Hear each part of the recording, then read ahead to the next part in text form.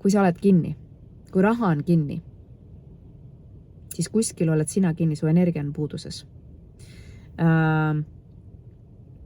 Kui sul on liialt suured ootused, sa paned liiga palju pinget sinna vahele ja kui sa paned oma eesmärkidele pinget vahele, siis see asi läheb sinust kaugemale. Mida rohkem pinget, seda kaugemale see tulemus läheb. Sellepärast, et mida rohkem on pinget, mida rohkem on nõudmist, mida rohkem on pushi, davai, edasi, seda rohkem on väsitad sa ise ennast ära, väsimuse pealt tulevad üles või hakkavad jõuliselt kontrolli võtma need alateadlikud, mitte väga toetavad või absoluutselt mitte toetavad uskumused iseenda suhtes.